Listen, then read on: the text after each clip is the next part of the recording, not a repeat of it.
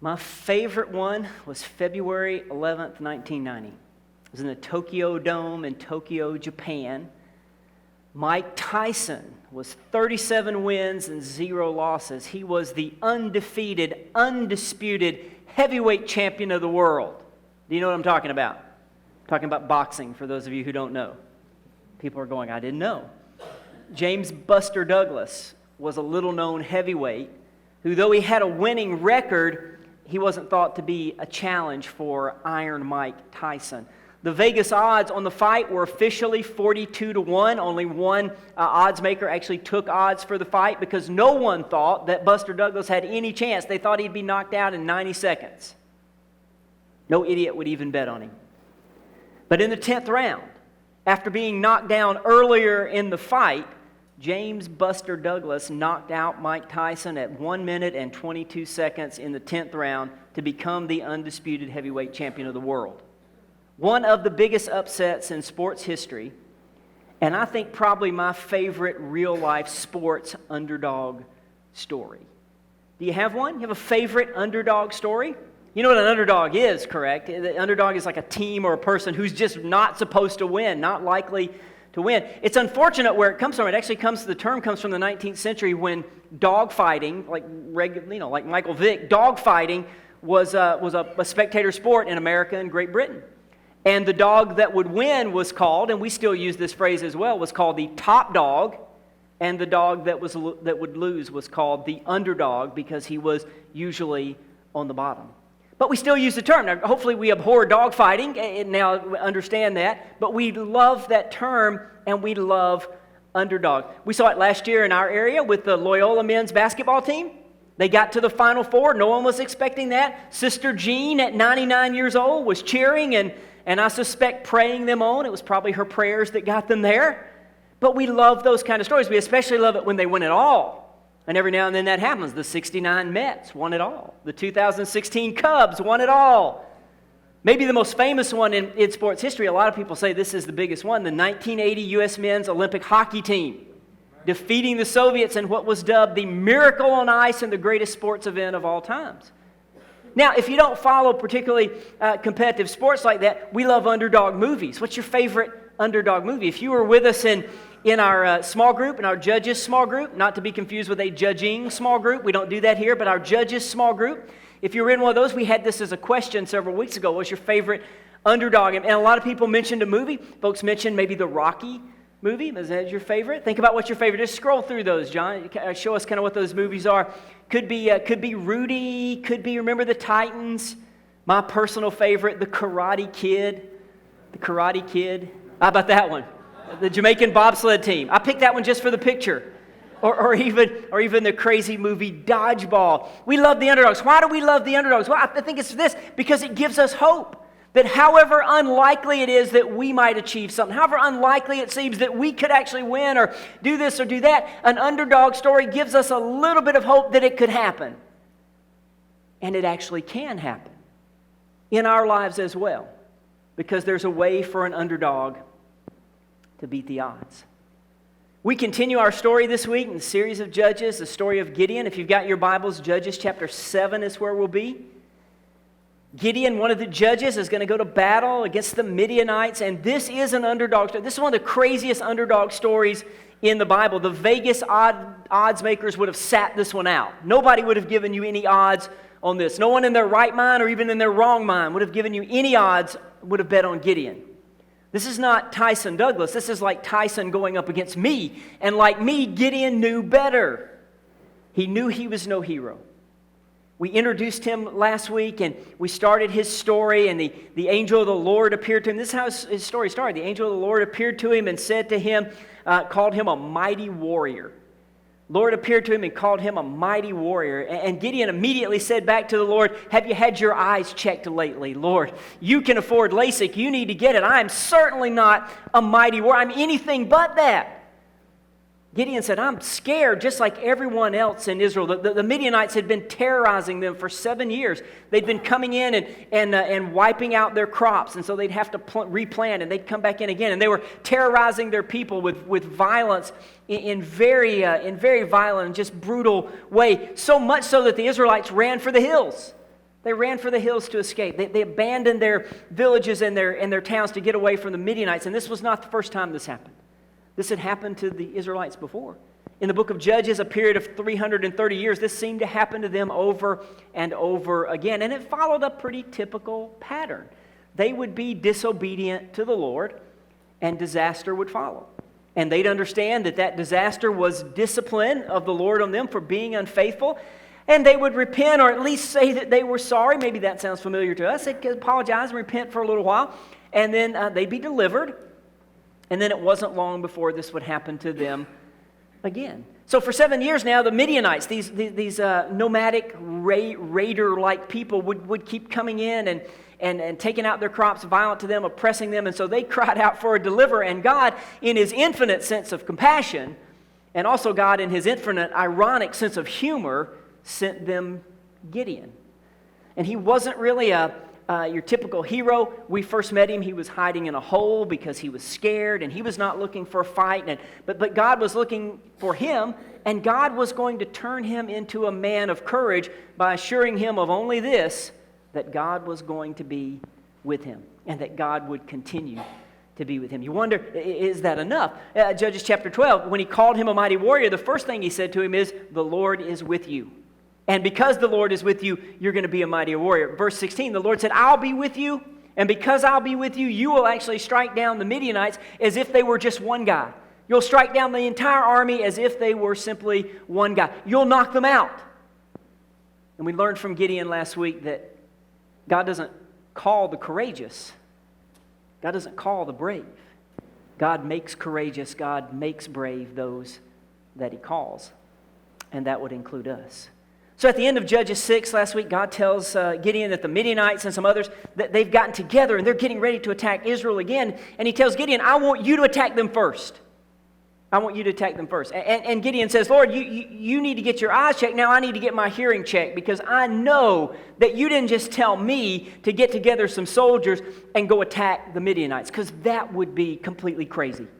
So Gideon gives God a couple of tests. Couple of tests to make sure this is really what God is saying. The famous fleece test. So he would take a fleece, a wool fleece, and he laid it out on the ground, and overnight, and he asked God this. He said, God, if this is really you talking to me, if you're really calling us to do this, let the fleece be covered with dew, and let the ground be dry around it. He wakes up the next morning, and sure enough, the fleece is covered with dew. He wrings the water out of it, but the ground all around is dry. And so Gideon says, well, that's pretty good. Maybe that's just beginner's luck, though. Let's try it. Let's try it the other way. Can we do that? Let's let the fleece be dry. I'll leave it out overnight. Let the fleece be dry, and let the ground around it be covered in dew. Well, sure enough, the next morning he wakes up, and God did exactly that. The fleece was dry, and the ground was covered with dew, as you would expect. Now, oftentimes Gideon's criticized a little bit here. He has to give these tests to God, and he has to have these signs. But I would suspect that you and I would be very comfortable if God gave us a sign when he's going to do something that's about to disrupt your life. Or in Gideon's case, maybe end his life. But how many times have you said, maybe you didn't say it out loud, maybe you did, but maybe not out loud, have you said, God, are you sure?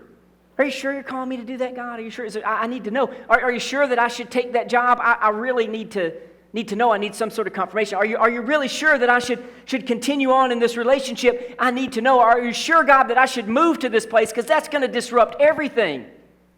Should I take a new job? Are you sure, God? I need some sign. Should I start this ministry? I'm not sure where that would lead or what that would do.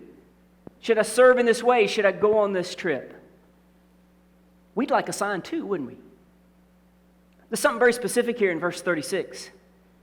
Judges 6:36, Gideon said to God, if you will save Israel by my hand, as you have promised. And then the fleece test after that. So Gideon believes that God can and will save Israel in some great and miraculous way. He knew the story of Exodus. He knew the name Moses and Joshua. He knew of the other judges. He knew of Deborah and Ehud and Othniel and Shamwau. And Gideon, he was sure, or Shamgar, sorry, I want to call him Shamwau. Shamwau's that guy on TV, isn't it? Well, he's a good guy too, except he got arrested for being drunk or something, I think. But anyway, Gideon was sure that God could do something great, and I think Gideon was sure that God would continue to do something great. What he wasn't sure about is, will you do this through my hands?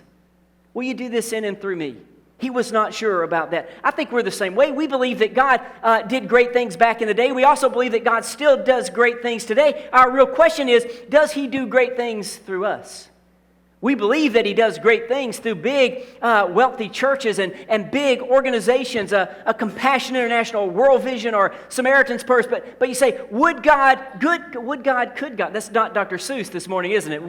Could God, on a plane, in a train, in my house, me and my spouse, could he do something great through us? Never know where that's going to go. That's our question, isn't it? Could he do something great through our hands? We actually saw it yesterday morning.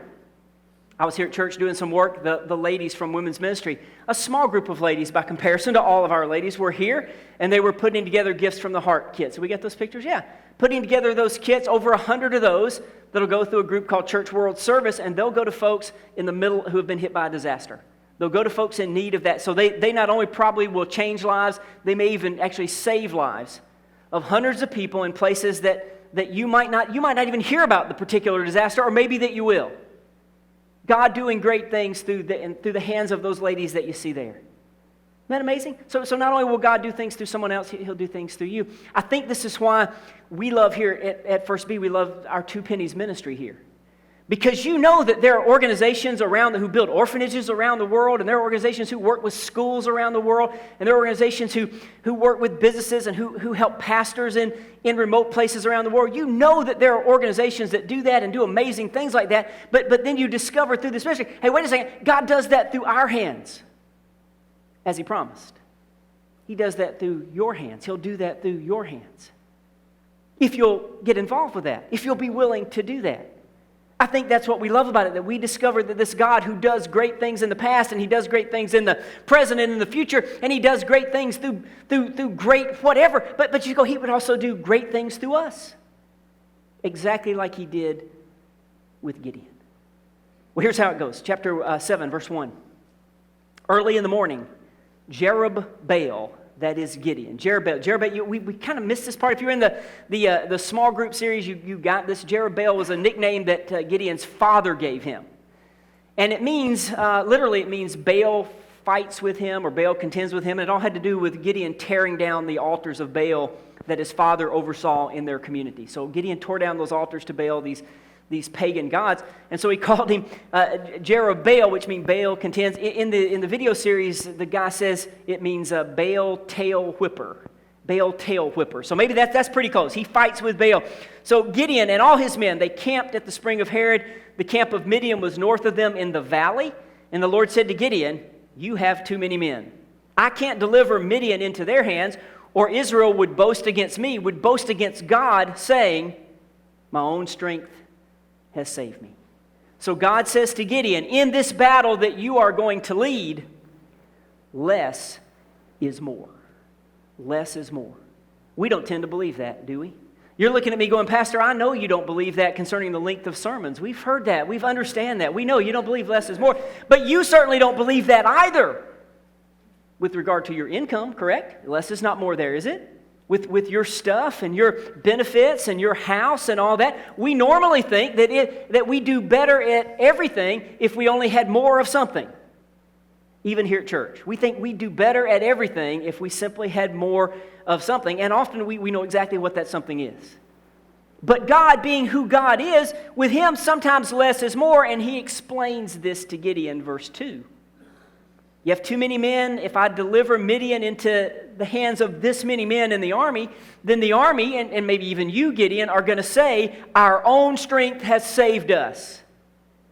And if you had more, you wouldn't be the underdog. You'd think you were the top dog. You'd be expecting to win. You'd think the odds were 42-1 in your favor. And when you won, who would you celebrate? Who would be great? Who would be amazing? Who would be smarter and stronger and more resourceful and with more ingenuity and more vision and more strategy? Who would that be? Who would you praise? You praise you. You'd praise one another. You'd say, we have saved us again. And so God said, for you, less is more. You don't need any more. You need less, because that's actually going to help you. Verse 3, now announce to the army. Gideon, you announce to the army, anyone who trembles with fear may turn back and leave Mount Gilead. So 22,000 men left, while 10 remained. I love this scene. So Gideon recruited 32,000 soldiers, roughly. The Midianite army was about 135 soldiers. So Gideon's already outnumbered 4-1. 4-1 for you math people, 4-1. So God said to Gideon, the enemy has 135,000 men. You have 32,000 men. You've got a numbers problem here. And Gideon said to God, God bless you for recognizing that. Or you bless you for recognizing that. Because I know you wouldn't send us into battle outnumbered 4-1. And then God said, tell all the guys who are scared to go home. And 22,000 of the 32,000 left. Now, you know what's amazing about that? I would have thought all of them would have left. In fact, I would have thought Gideon would have left. Gideon would have said, guys who are scared, go home. That's me. I'm going home. See you. See you later, God. Have a good time with this. 22,000 went home. 10,000 are remaining. But that's not enough. That's not enough. God said to Gideon, there's still too many. Verse 4, take them down to the water. I'll thin them out for you there. What do you think Gideon thinks when does he think he's going to drown them? What's he going to do with this? Take him down to the water. So this one, he says, if I say to you, this one shall go, he'll go. If I say this one shall not go, he shall not go. So he takes him down to the water. The Lord told him, separate those who lap the water with their tongues as a dog laps from those who kneel down to drink. 300 of them drank from cupped hands, lapping like dogs. All the rest got down on their knees to drink. And the Lord said to Gideon, with the 300 men that lapped, I will save you and give the Midianites into your hands. Let all the others go home. Now that's an odd sort of test, isn't it? And you say, what does that test mean? And that's a pretty good picture of it there. And you go, nobody really knows for sure. We don't think it has anything to do with God loving dogs more than cats. Though I suspect he does, except until you met my dog, he wouldn't. But some commentators have said that the 9,700 men who got down, like the three guys in that picture, who got down, put their faces in the water, were a little more careless, not watching. These were supposed to be soldiers ready to go into battle, and that they were sort of careless. They've heard the story about dogs running in Egypt along the Nile, and the dogs would drink some water out of the Nile River, but the Nile River's full of crocodiles. And they said you could watch the dogs run along the riverbanks there, and while they were running, they would go down and kind of scoop up some water, lap up some water, but they would keep their eyes up all the time, always looking for crocodiles, or that would be the last day that they ever drank anything. So he goes here, and they separated the men, so the odds were 4-1, and now when it's all said and done, the odds are about 450-1. And so his army has been weakened all the way to the point where no one could ever say, Judges 7, verse 2, no one could ever say, we're doing this on our own strength. If they actually survive, much less have some sort of victory, they'd have to thank someone else. Here's the point. God's strength is best seen through a weak vessel. Why in the world would God do that? Why would God reduce his army so much? Well, because his strength is best seen through a weak vessel. And because of that, sometimes God allows us to be weaker so that we might know and others might see that God is stronger. He reduced the size of Gideon's army so that Gideon and his army would have no other choice, if they wanted to live, much less win, but to trust God. And I think you and I have the same opportunity when that happens in our lives. Our lives are weakened by all kinds of things. We have that opportunity. You've had that happen. Some of you had that happen with your health already. Your health got weaker for some reason. Something happened to you, and you realized in that moment that you had to trust in God, that you had to have an even greater physician than you had. Some of you have had that happen financially. Your finances have been weakened, and you said, who's going to take care of me? How are we going to pay these bills? And you've had to discover that God was your provider in that way.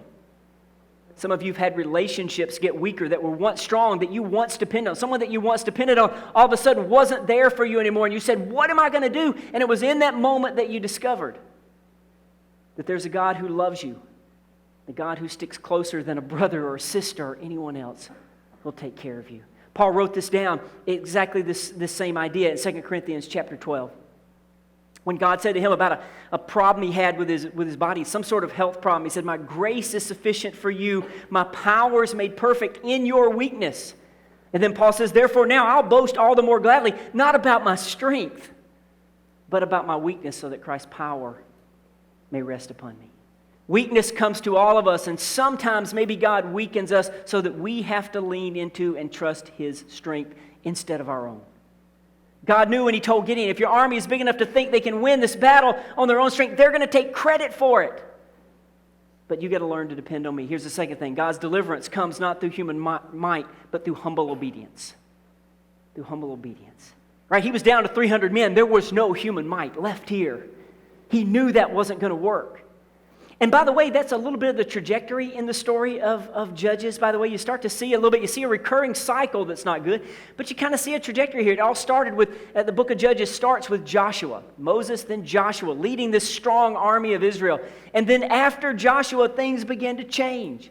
There's Othniel, who's a mighty warrior, but he's leading a weaker, more reluctant group of soldiers. Then there's Ehud, the left-handed judge that we talked about. And what we really believe about him is he might have been handicapped in some way, which may have been why he was using his left hand, and the king wasn't afraid of him. And then there was Deborah, who seemingly, she was the smartest of the judges, but physically she was probably not an imposing sort of warrior. And she teamed up with a reluctant general named Barak and a nomadic housewife with a tent peg frying pan named Jael to be the heroes of that story. And then we'll get down to Samson later on, who will fight with just by himself. And here we have Gideon with 300 men. And then we'll get to King David, who starts out just as a shepherd boy who writes songs, and he fights a giant with a slingshot while all the people of Israel are sitting in the bleachers watching this happen. So in some way, the entire story of Judges goes from the trajectory from human might to human weakness, showing us that God's deliverance comes through those who humble themselves and are obedient to whoever they are and are obedient in whatever God calls them to do.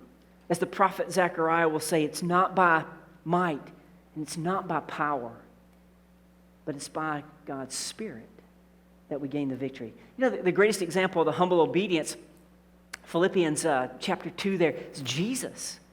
Jesus, the greatest example of that, the King of Kings and the Lord of Lords. But how does He achieve that victory? We talk about, my body is broken for you. My blood is shed for you. He achieves that obedience not through some conquering war, but through humble obedience and sacrifice and laying down His life.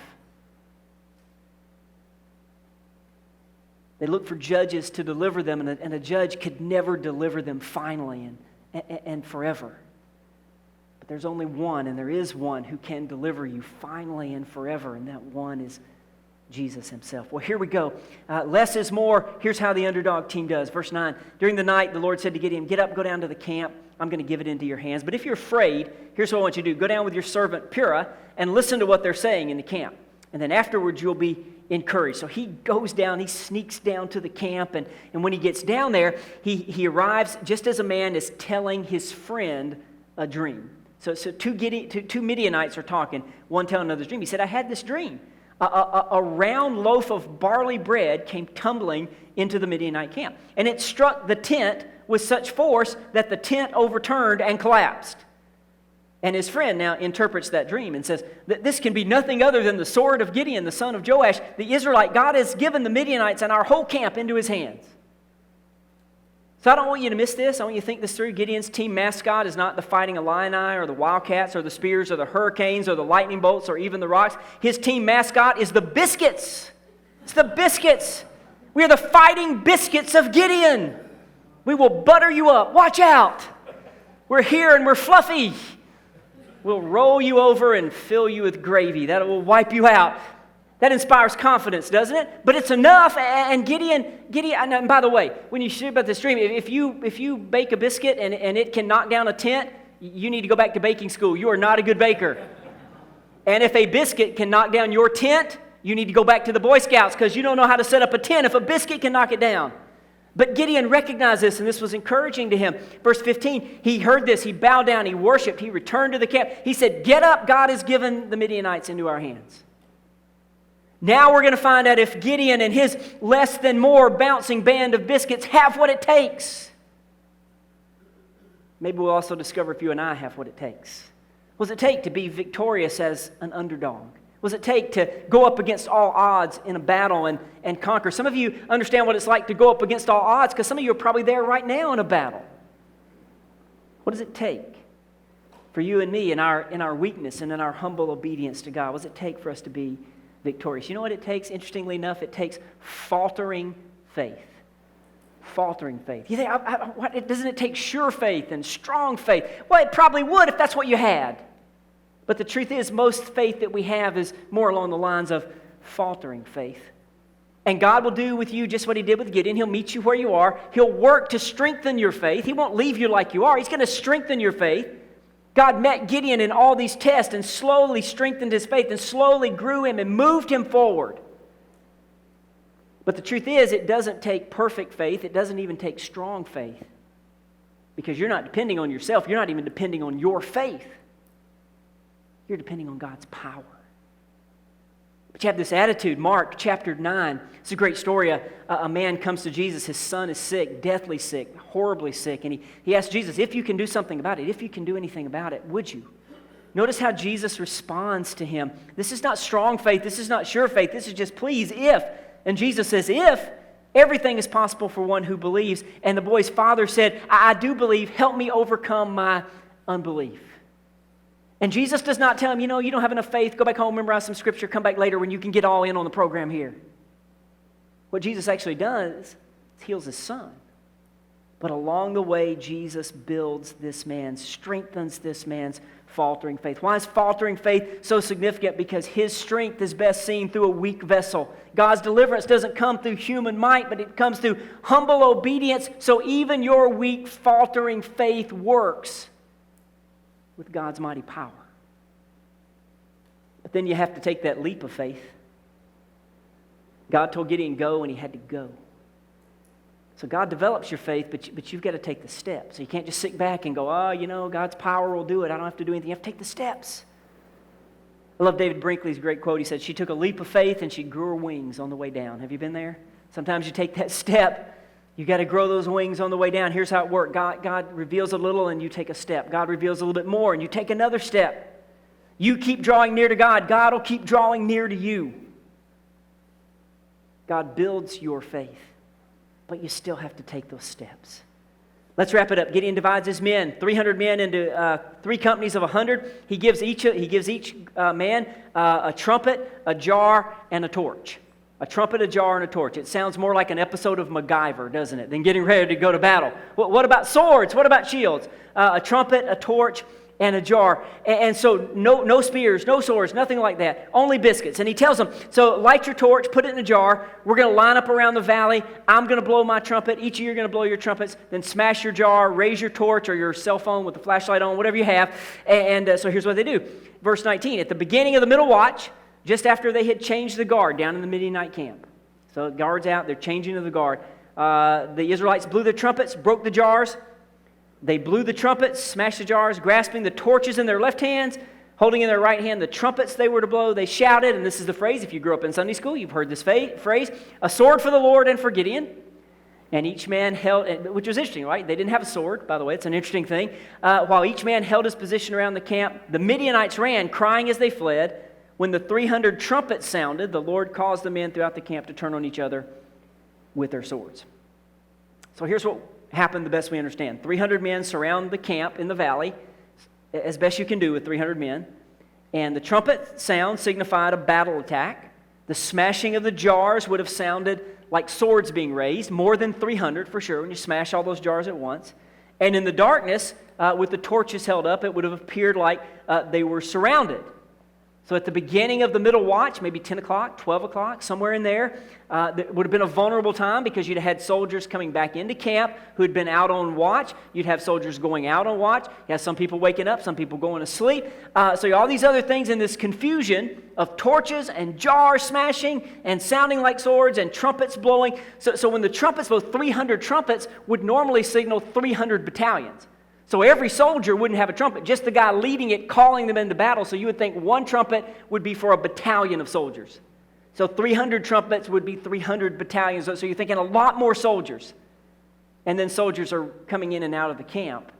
And in this confusion, they turn on each other and wipe out the entire Midianite army. So all's well that ends well, unless, of course, you're a Midianite. So thank God you're not a Midianite. But not strength, not human might, not even strong, powerful faith. But Gideon did have this: faithful obedience despite imperfection. You can have that too. Faithful obedience despite imperfection. And God's power. You have what it takes. It takes God's presence. It takes His power in your life. You know what? Even here today, God is present. God is powerful. The question would be, do you have Him in your life? Have you invited Him into your life? Have you committed your life to Him? Whatever season you're in your life this morning, whatever battle you are facing this morning, whatever odds are against you, if you're an underdog this morning, your underdog story can become a miracle in this life because you have on your side and you have on your team the conquering King, the Lord Jesus Christ Himself. So you don't need a trumpet. You don't need a torch. You don't need a jar. You might want a biscuit this morning, but you don't even need a biscuit. All you really need is the power of God in Jesus Christ. He will meet you where you are. He will meet you with your faith, however weak or strong that it is. He will meet you in your weakness. And in your weakness, He will be strong. He is with you. And He will deliver you. Just like the story of Gideon. Would you stand with me this morning?